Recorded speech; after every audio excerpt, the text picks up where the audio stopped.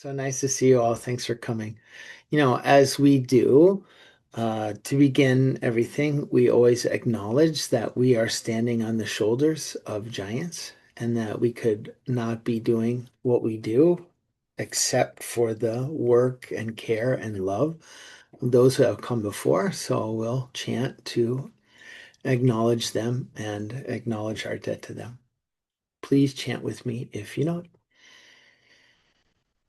Shri Krishna Yatishvarabhyam Samprabdha Chakrankarna Bhashya Saram Shri Nut Narengendra Yatau Samarpitasvam Shri Krishna Maryam Guru Varyamite विरोधे कार्तिके मासे शतताराकृतोदयम् योगाचार्यं कृष्णमार्यं गुरुवर्यमहं भजे कृष्णसूरिदयापात्रम् ज्ञानवैराग्यभूषणम् श्रीमद्वेङ्कटनाथार्यं वन्देऽहं योगदेशिकम् श्री गुरुभ्यो नमः.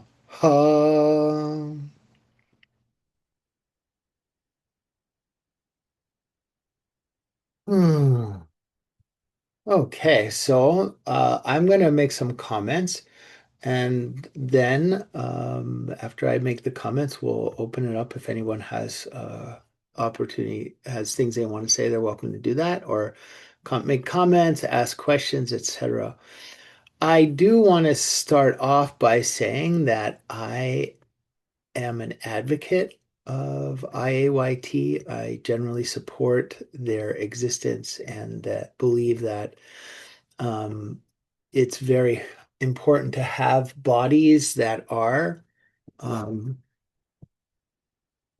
supporting yoga in the world and to acknowledge that they are in a difficult space because yoga means so many different things to so many different people. And consequently, um, trying to balance all the competing perspectives and whatnot is a difficult time, is a difficult thing to do. And there was recently the creation and of a 300-hour what they call the foundations for of therapeutic yoga principles for healthcare professionals. And what this basically did was it provided a 300-hour accreditation specifically for licensed healthcare professionals.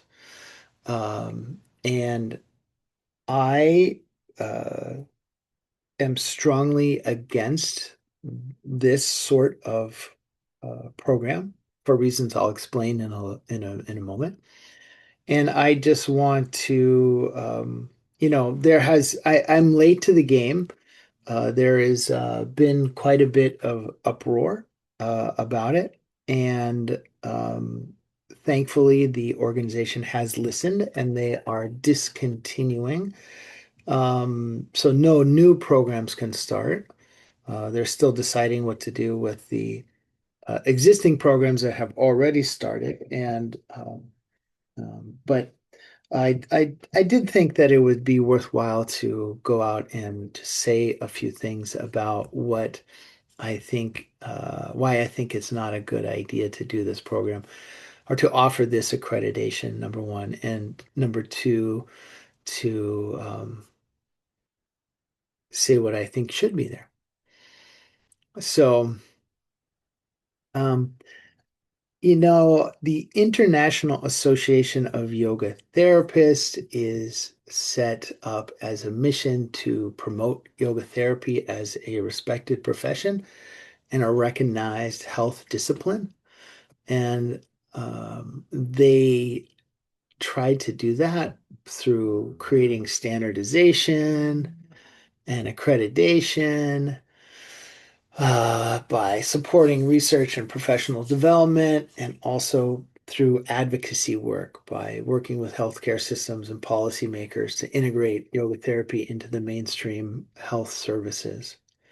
I support all of this, and I think that it's really important work. And I think how the work happens and how it's carried out is very important. So, the most important part of the International Association of Yoga Therapists, from my mind, is yoga. Like the whole point is to organize around what is yoga and to support yoga's operation in the world and those who are practicing yoga and those are offering yoga as the means of helping other people. So we have to look at what is yoga in order to know how to move forward. I don't think we can start any other place. I think we have to start by prioritizing yoga. And for me, or what I believe was taught by our lineage holders, Mr. Desikachar, Sri Krishnamacharya, etc., is that yoga is a state. It's a way of being. And that way of being can be described in many different ways from um, beginning.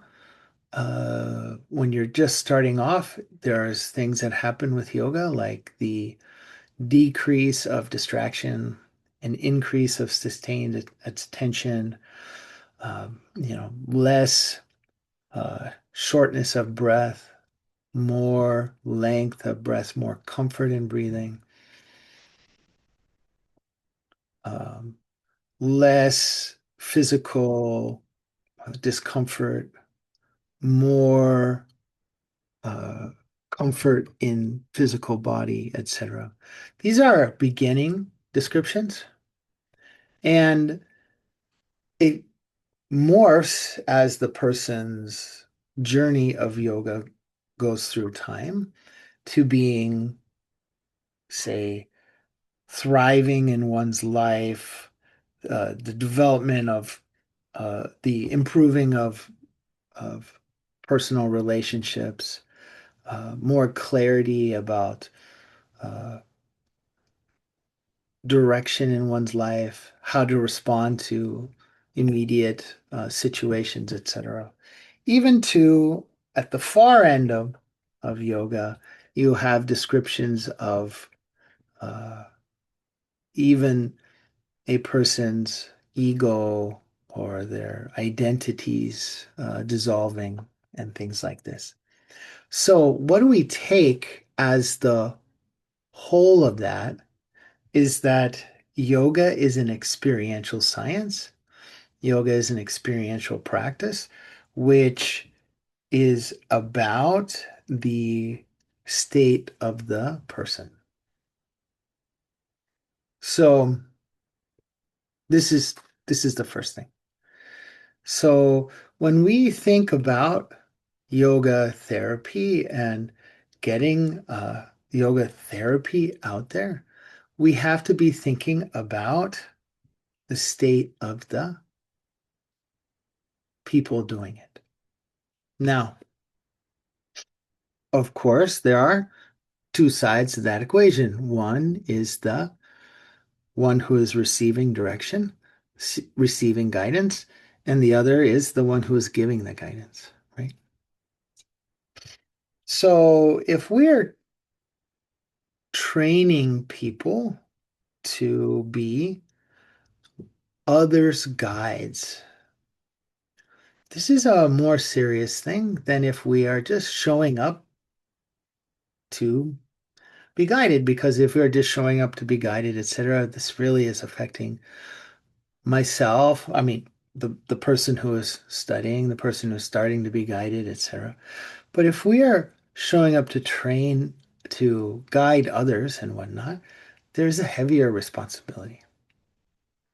And I think that if we're talking about training people to be yoga therapists or yoga teachers or whatnot, that one of the main considerations that we need to be thinking about is the state of the people who are training to be guides. We really need to be thinking about how is it that we are supporting their own journey in a state of yoga so that they can be uh, coming into a place where they are not only teaching some techniques and whatnot, but they are also embodying what it means to be yoga. And of course, I'm not trying to say that everybody has to be a liberated person uh, to be a yoga teacher. I don't consider that to be true for me. So why would I hold that to be true for anyone else, right? So the point here is that um, it is important that one who's guiding someone else into a state is also making a sincere and honest attempt to practice that in their own life, right? So I think it's very important for our educational standards to have built into them this practice ideal, first and foremost. I think that we make a big, big, big mistake when we think of yoga as techniques. Well, I'm doing yoga breathing, or, because a lot of the yoga practitioners in the West, we can't even agree on what that is, right? And of course, from a Viniyoga perspective, our position is that, well, that's simply because you have beginning and you have intermediate and you have advanced techniques, etc. And so what someone learned was just this end of the spectrum or that end of the spectrum or the medium part of the spectrum. And so really there's no need to say, well, this is right and that's wrong. It's all an application question. What is the person's capacity with their breathing? And what, knowing where we want to go with the principles of yoga, is a useful next step for them. That's the breathing that they should be working on, right? So then the question of, well, is yoga breathing this part or that way, et cetera, kind of evaporates because it's no longer what is right or wrong breathing, except as it applies to the application within a particular context, within a particular individual. If we start saying that, well, my this movement is yoga, or asana is yoga, or uttanasana is yoga, well, you know, it's very difficult to differentiate what is happening in physical therapy and what is happening in uh, yoga, etc. I'm not saying they're equivalent.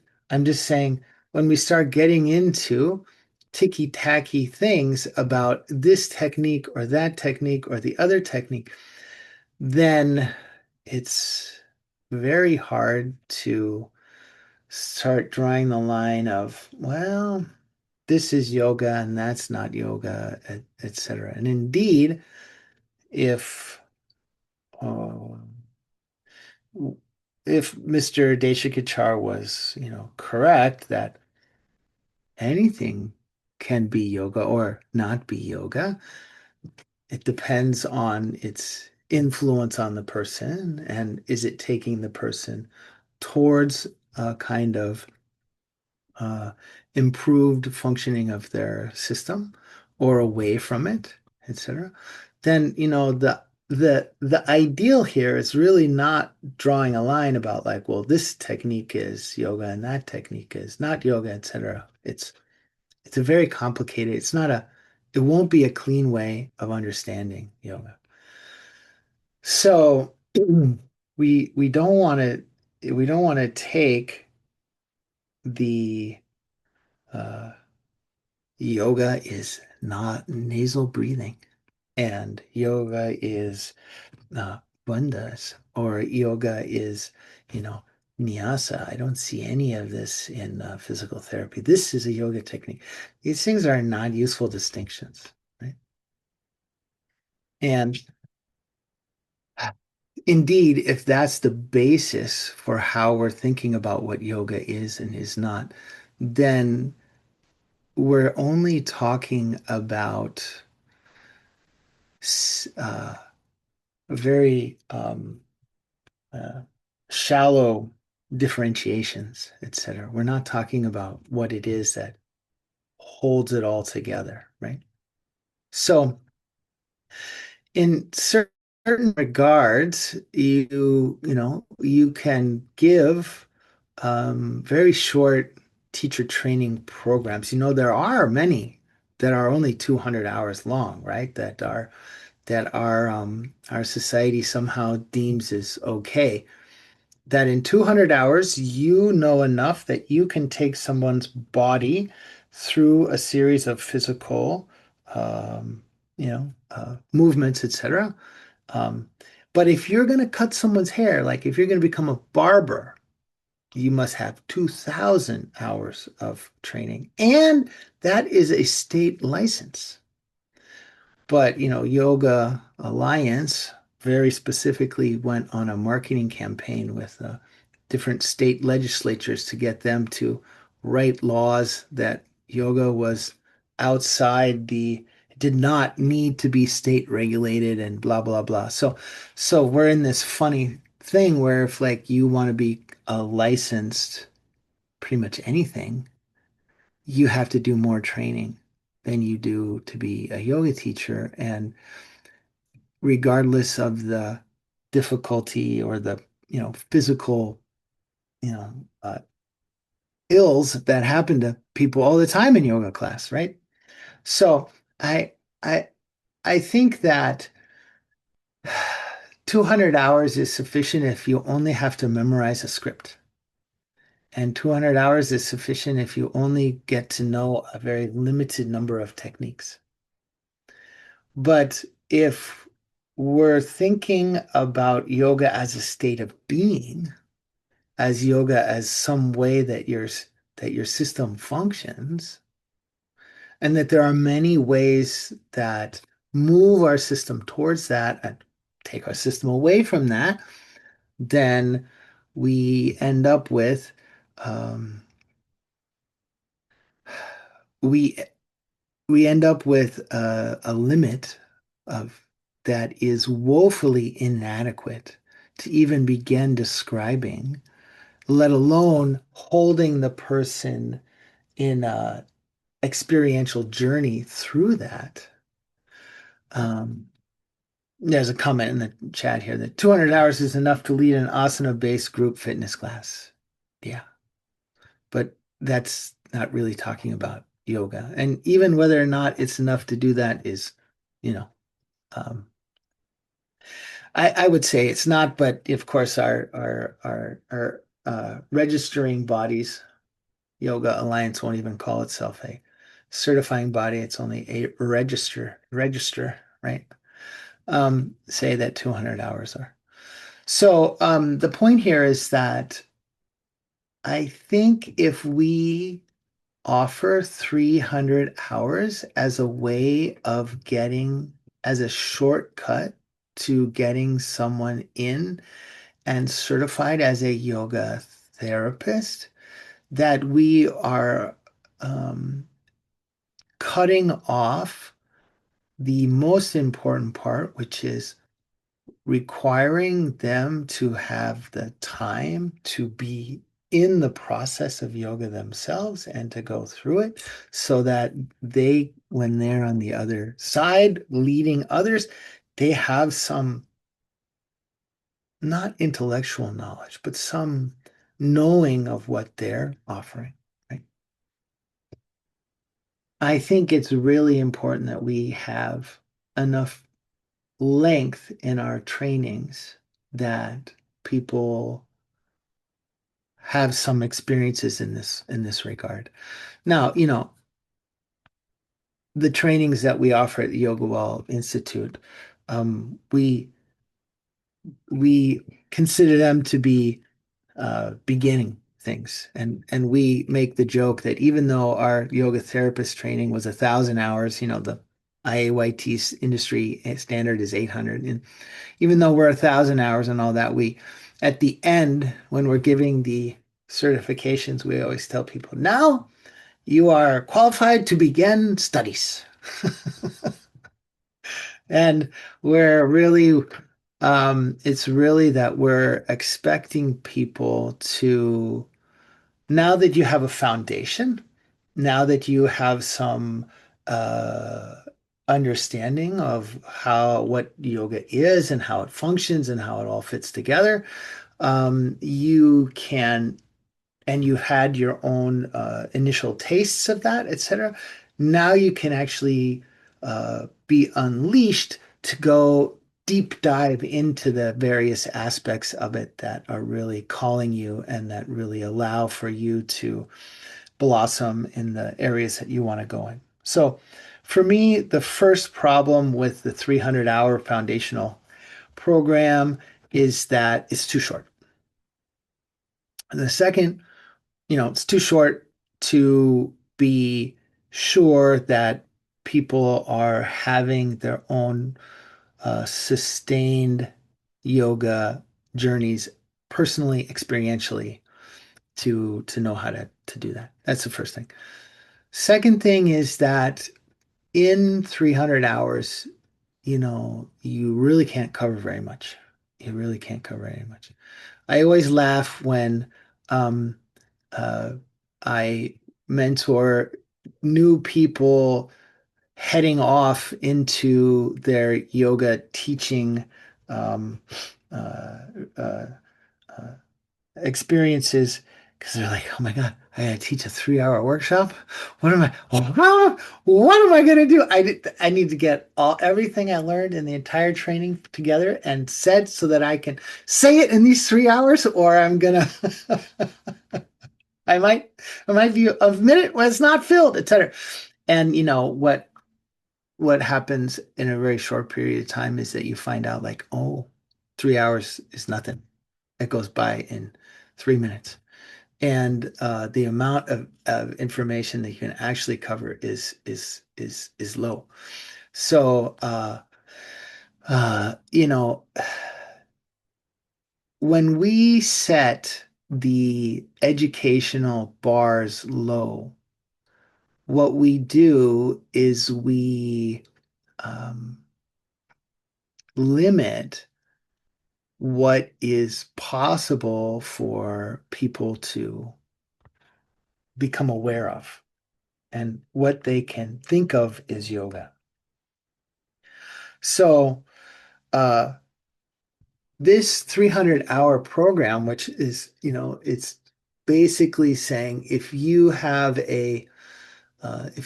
a license in another healthcare area, if you're a licensed healthcare professional, then we're going to teach you some yoga techniques and expect that you can then go be a yoga therapist.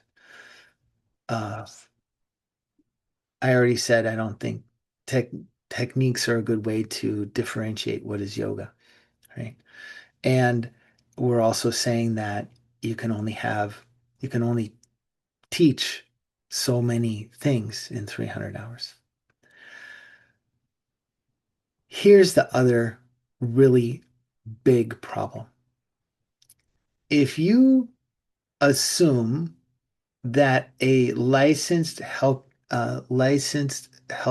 professional already has the medical side of yoga down, then what you have done is you have disregarded yoga's own understandings of how the human system functions and the way that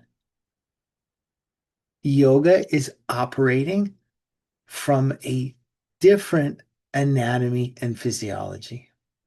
If you have not read, if you have not read my article, The Yoga Bodies, Yoga Minds, it's on the yogawall.com website and it's also a downloadable thing. This spells it out a little bit more. I'm not trying to say that Western A&P is wrong. That's not what I'm saying. I'm saying that anatomy is a particular perspective. You know, um,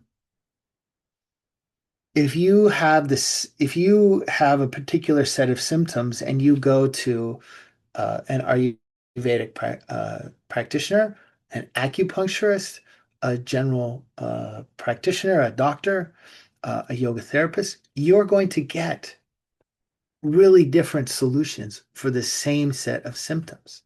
So we have to acknowledge that anatomy is not just anatomy. Anatomy is a perspective. I mean, think about it. Yoga starts from the position that you, at your most essential level, are consciousness, spirit, and that is manifesting through materiality in the world, right? So that you are a spiritual being having a material experience, having a human experience. Okay. Now, if we look at allopathic perspective, it's the physical facts are all the facts. This is starting off as a perspective, right? For yoga, one of the most important concepts of how the human system functions is prana, right? Is prana. There is no such thing as prana in the Western allopathic perspective. So what happens is when one medical system takes over the other medical system, it collapses all of these categories and ideas that have been in the other system and divides them up and subsumes them into their own categories. So where is prana? Give me a break. We can describe that by fascia. Fascia is the thing that is the explanation for um, how prana works. Okay. I mean, with all due respect to fascia, I have nothing against fascia. Wonderful ideas, etc. Is not prana. Okay. Okay, yoga is a holistic system that is interested in the overall state of the person. Yes, we have that in our sympathetic nervous system, our parasympathetic nervous system, and to that. Again, these are wonderful concepts. They're very useful. They, we have, we're not opposed to these concepts. We just don't want to be put through the shredder of these concepts and deemed to be that's what we're doing. So if we take a Western medical license as the foundation for practicing yoga, there is no yoga because the foundation is psychotherapy, or the foundation is physical therapy, or the foundation is, general medical practice or whatever. Recently, in the fall, just before the National Football League's playoffs, there was an interesting example where one of the stars of one of the most prominent teams, the Pittsburgh Steelers, the star had an accident where his lung was collapsed and he missed a couple of games, and it turned out that the reason his lung collapsed was that his PT was doing dry needling on him. What is dry needling? Dry needling is the absorption of acupuncture into a physical therapy lens, right? So when you do that, what is acupuncture thinking? Acupuncture is working with chi. Acupuncture is working with qualities, elements, things like this. But none of those are in the PT perspective. I'm not saying PT is wrong. And if they want a needle, okay, fine. But something is lost when the context within which the um, original medical application, techniques, thinkings, applications, when that original context is no longer honored and simply the techniques are sucked over into another context, it is not the same thing. My article uses music as an example of this, but it's already in the article, so I won't say it here. I think that this is the core problem that the 300-hour foundations of therapeutic yoga principles for healthcare professionals is facing. That you can't give someone from a different medical system the keys to your accreditation without ensuring that they have actually gone through the experiential and contextual, theoretical foundations of yoga. Without that, they're not really practicing yoga. They're just adding a few notes from the Carnatic music system into their Western symphony and calling it Carnatic symphony is not the same thing. So, um, I think that I want to just say again, I am appreciative of IAYT. I think it's important. I think it's very important that they are active and whatnot. And how do I advise that they go forward? How do I advise what they do? So I think that there's two ways of thinking about this, right? The first way of thinking about it is your job to open the field of yoga therapists for yoga therapy? Or is your job to support yoga therapists?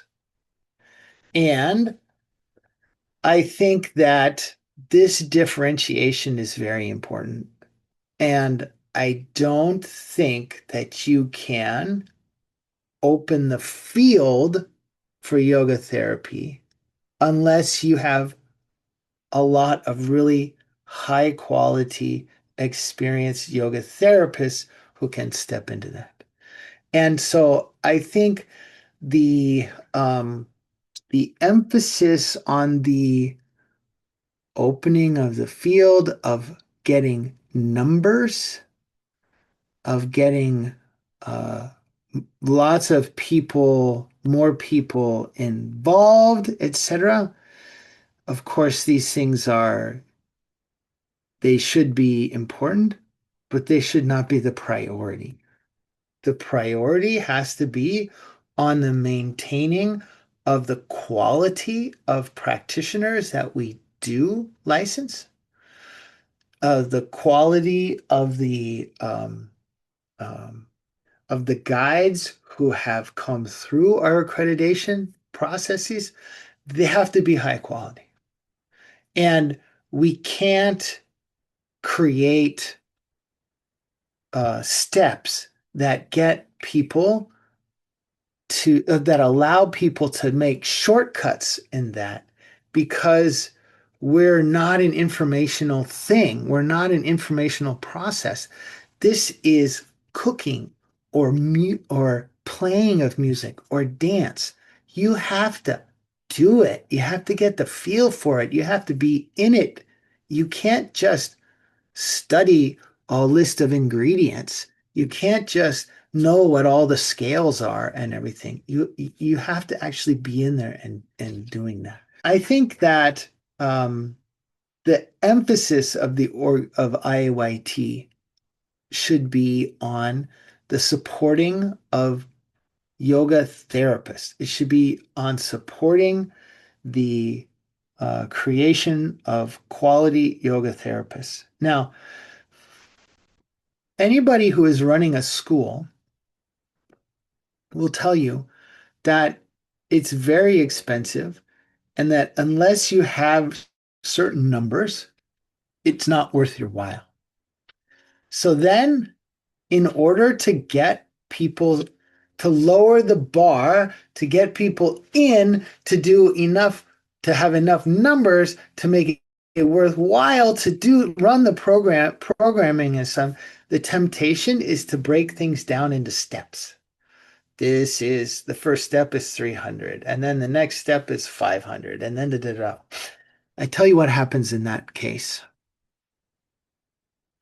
People do 300 and then they want to go somewhere else and they expect that their 300 will translate over into someone else's program. And so they want to show up and they don't want to do the beginning level things that are the foundation for your more advanced things, for your intermediate things. And so you get this problematic thing where you lower the standards to get more people to do it so that there's more people going forward, etc. But it creates much lower quality and it creates people are then um, uh, complaining that, well, I don't want to go back and do the beginning part. It's costly and it's also it's time consuming. And to be quite frank with you, the reason why I'm moving programs is because I didn't think that 300 hours was, I already knew all that stuff. So I don't want to go and do again all the stuff that I know. What that means is the important part of the experiential of a person moving into yoga and experiencing it and going through it, etc., that part of it gets chopped up. So, when we ran when we've been running our yoga therapist program, people don't want to pay to be forced to do a 200-hour training in your lineage to do it beforehand. So you know what we do? Here's our 1,000-hour program. Everybody come. And if you already have a foundation, you're going to get all of this information again, and it's going to be super useful for you, even though you would never do it on your own. But you're going to get the foundation again, and that's going to make you as a practitioner much stronger, etc. You're going to appreciate me for it later. And I'm not even going to tell you you have to do this program. I'm just going to say our program is 1,000 hours. And if you want to come and do it, you got to do it from the beginning. We do not accept people coming in from the side unless it's from another Viniyoga program. And we can really see from, write me a practice. Give me a practice that has Mahamudra as the focus. Give me a practice that shows that you understand how to evolve pranayama through time. Okay, what is the meaning of chitta vritti nirodha, etc. Like so that we get this foundational stuff. The other part that having that extra time in our trainings allows is more time with your guide, more time with your mentor. I think that any set of programs that seek to lower the bar so that we can have more people learning to do yoga therapy, etc., is a short-term solution that does not do us any long-term good. And very often, those discussions get what they are doing is they are replacing the focus on yoga with the focus on money. Now, of course, we all need money. Money is necessary to eat, to be clothed, etc.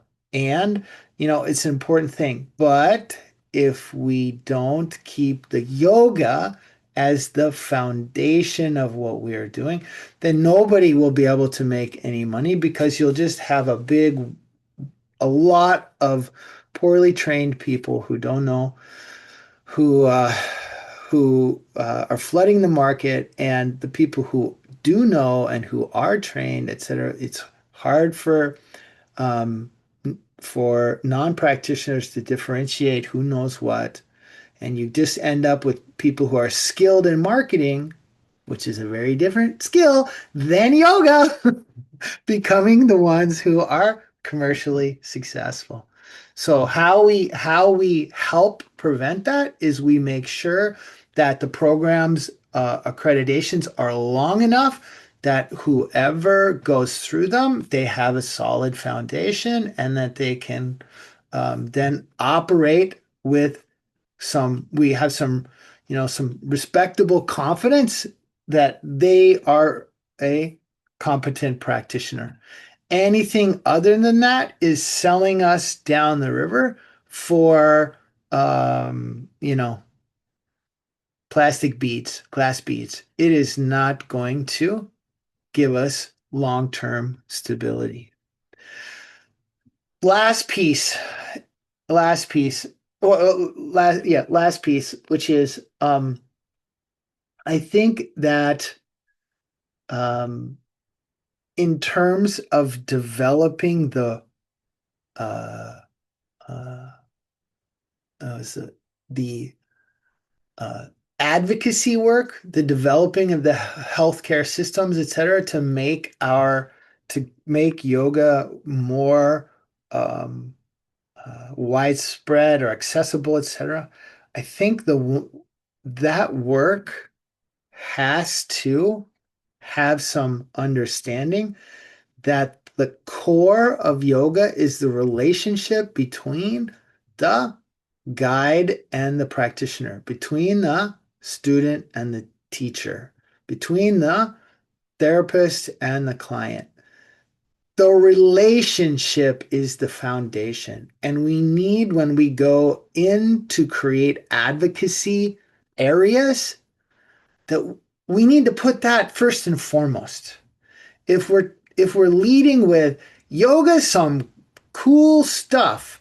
Wait, try this one nostril breathing thing, and how do you feel? We're forgetting where our magic is. We're missing the core fundamental piece what um, of what it is that makes yoga special, right? So I think in terms of advocacy and whatnot, um, I think it should be secondary to the focus on supporting yoga therapists and the creation of high quality yoga therapists. I think that it also needs to remember that this is yoga. It is not cheap PT. It is not woo-woo psychology. It is not secondary somatic therapies, etc. We are yoga, and we should be proud of that. Not haughty, not arrogant, just we should know who we are, and we should be confident in that. We have we have something very special. And we should be operating in the world like, hey, that is special. Not like, oh my God, how can we get more people to come try this thing that we like? Da, da, da. No, you got to know we are our own system. We have our own anatomy and physiology, which is primary and foundational in our system. We're not opposed to Western A&P. We utilize Western A&P. The two can work together, but our own anatomy and physiology is our foundation. It is an experiential process. What the teacher is offering the student is a moving towards their own center. The teacher needs to be doing that themselves. And those things take time and relationship.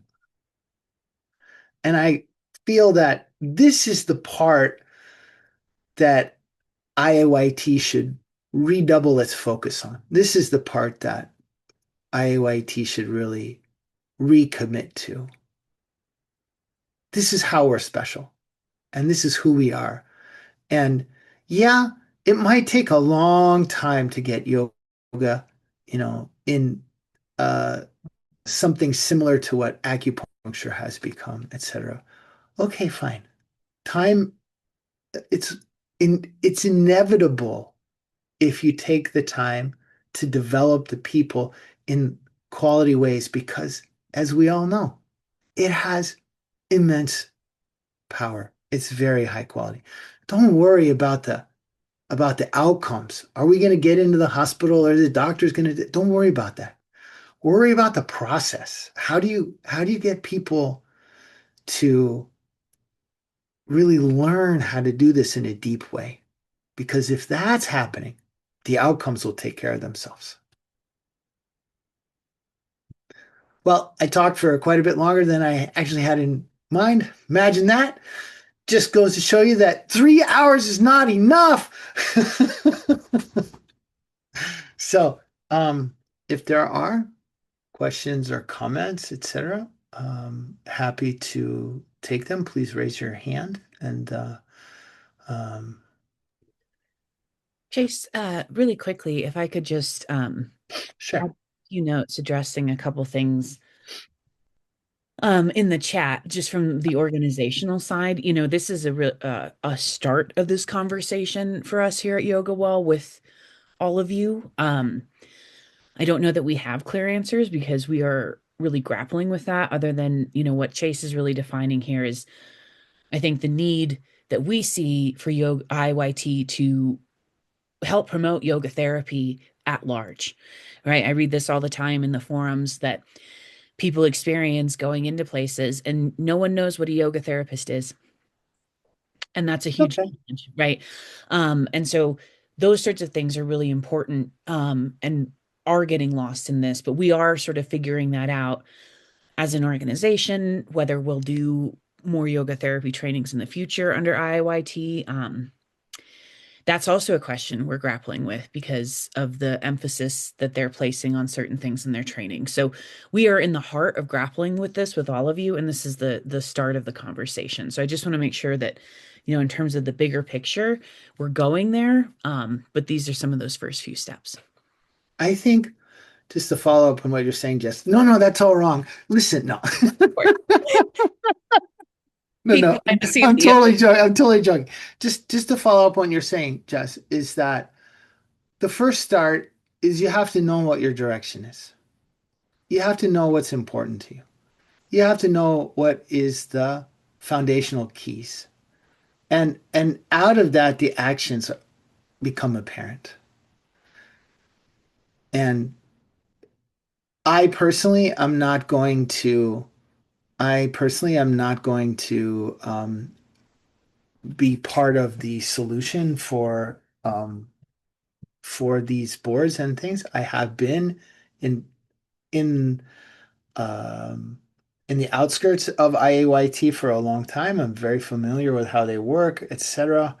I support them in general. Um, I'm not available on the board just because of my own health and my own time constraints, etc. I think that it's very important for people like you who understand and know and have the experiences to do it. I tell you a little story. They have the meeting of schools before a sitar meeting every week. Deb, I see. I'll have you in a second. And one year, this is maybe 10 years ago, I was saying at the meeting of the schools, I was saying, why is it that we don't require students to go through the, the yoga therapy process themselves in becoming a yoga therapist? Like in the credentialing, there's nothing about like a student has to have X number of yoga therapist classes and stuff. And I can't tell you the number of people that I know who have no teacher, who has no one who is guiding them one-on-one. In other words, they're out doing this work, but they don't have the experience of it themselves. That's like that's like fundamentally broken. And the response is like, huh, I never thought of that. It's a good idea. And nothing out of it. So I think it's important for people like yourselves who really like have the experience and who know, et cetera, to be part of the discussion, part of the answer. Um, and I'd be happy to talk to anybody around it, et cetera. I'm not going to be doing it myself. Deb, So, thank you. I agree with everything you're saying. I would just say that I've been following this since the beginning of it, and there's sort of two camps. There's people that want to go mainstream, and it seems like they want to get reimbursement from insurance, they want to get licensure, that whole thing, and I'm totally not for that. I agree with you, all the counts. We should stand strong and stand on the ground we have and build our quality. But what I would say is if there's an interest in getting a recognition and insurance covering it, but without going in the under the Western umbrella, we should be having, they can, in my mind, support really good research, research that shows the validity of what we're doing. And then they can seek out our professionals and stand alone, like sending someone to acupuncture, sending someone to, but I do not think we should be merged in under that umbrella. But I do think that research is a way to possibly bring more people to us. And I get, a lot of people are complaining. They go through the trainings and then they can't get clients, they can't make money. And yeah, to me, I just feel like, as you say, going through the training that we went through and having the experience of living it, that should be the reason for doing it. And if you can make money doing it too, then that's just icing on the cake. it's a nice, it is a, I understand the problem. It's a really nice comment. Thank you, Deb. One of the things that we do in our training is that we require everyone to do a two small group, functional small groups in another organization. And the reason for that, although I have taken quite a bit of heat from people within the Viniyoga community. Group classes are not therapy. Da, da, da, da, da. The reason, and people get heated about it, but I have always maintained that this is a very important functional part of education because it forces the student to go out into the community and to make some contacts and set up a group and get the thing going. And then you know what they find out? Like, it's actually not that hard. And it is a big barrier. You got to go talk to them. You got to go really do it, etc. And so in our training, part of the thinking is like, well, I can't give you clients, but I can force you to go looking for your clients. And this is part of how our thinking is in that. But I understand. I understand. Thank you, Michelle. So before I joined the Viniyoga family very recently, I'm very recent to Viniyoga. I mean, this summer with this 300-hour thing, those of us who are yoga therapists in other traditions, there's just outrage in a Facebook group. I'm sure many of you know about that or were part of the Facebook group. So, and many people boycotted Sitar this year because of it. I went because I really wanted to find out, what are you thinking? What's going on? But I have joined and really have enjoyed learning about Vini Yoga and this orientation because it really aligns with exactly what you say, Chase, about function versus form and experience. And so I guess this is a question that I don't think you can answer right now, but I would love to know, like, what can we do, those of us who are yoga therapists who are aligned with this view, like, what can we each do, or how can we come together?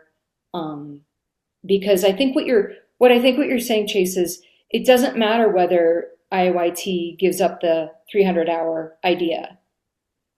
The fact that that came about and was floated shows this tug of war that's happening. That's what I hear you saying. Like, okay, we're at a critical point, and This is why I want to do this because I want people to think about why they're doing what they're doing. And for me, yoga is something very special and very deep and very encompassing. If anything, we need to up the the requirement hours. It needs to go to, 2 or 3 thousand hours for a yoga teacher, let alone yoga therapist. And if we're going to be serious as a um, as a community, as a industry, as a business, blah blah blah, you gotta. I mean, people want their cake and eat it too. Like, I don't want to do any training, but just give me a bunch of money that I'm going to make on the. It's like, oh no. You want to be a barber? You know how hard, how actually challenging it is to become a barber. And a barber does not hurt. There's no risk of hurting anyone. It's just dealing with, this, albeit very complicated head of hair, but like there's no harm, right? So like here we're dealing with human bodies, the whole body, and that's complicated too. And you can get hurt. And we're like out there advocating for less training? Oh, no, come on, people. Come on. So for me, this is the piece.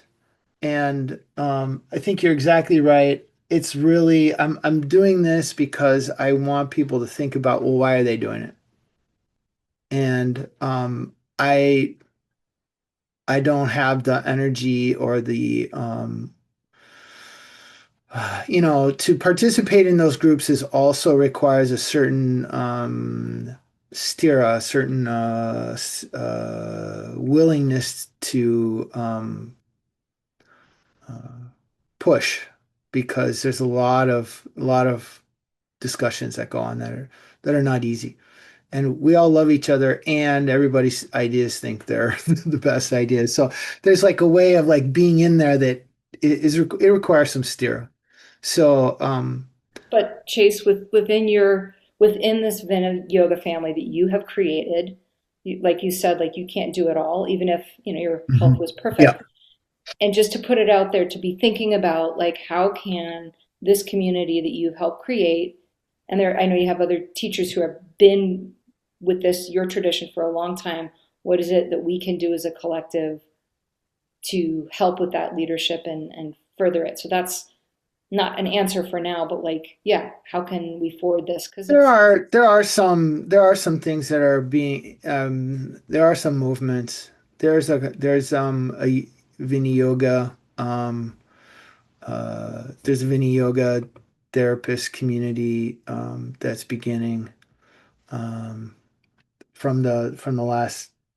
Uh, I'm not sure that it's ready for public community consumption yet, but Brianna,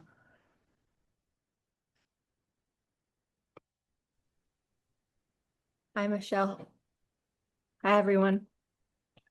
So you didn't ask that question to me, and I of course want to hear everything Chase has to say in response. Just when you asked it, it occurred to me, um, just to reinforce what Chase said is, if you're a therapist, a yoga therapist, to do quality work, to continue your practice first, you're deepening your studies and just embodying both being a yogi and then, doing that work. Um, Chase, when you were speaking a moment ago about the community, I'm not sure specifically what you're referring to, but I will say that a colleague and yoga therapy colleague and friend of mine who I saw her name on this call, um, we have started, is this what you were referring to or other things? Yeah. So with the intention of being an offering just owned by the community, we have started what's called, it's like a Google group, a listserv, and we've just started getting the invites out. So the intention is to bridge across schools, essentially, to bridge across teachers of people who are practicing, who are both steeped in the teachings of Krishnamacharya and his son, but are also practicing yoga therapists or just advanced practitioners in support of the work. Have a platform for us to, free and easy, just be in connection. Now, the intention of that group was to share resources and referrals. It's modeled after I'm a licensed marriage and family therapist as well as a practicing yoga therapist in the state of California. So the group is modeled after a Napa Valley like therapy support group, essentially like resource sharing. But I do think that it became clear when I became aware of this 300-hour situation. First of all, that group was, called, came through us. We don't own it, but it might be a support at this time as we're navigating this as a community for a way to communicate. And like I said, to bridge across, I did trainings with Gary, with Chase, within the Viniyoga lineage, for example. So to bridge across teachers, felt compelled to share that. I'm glad you did. Thank you, Brianna.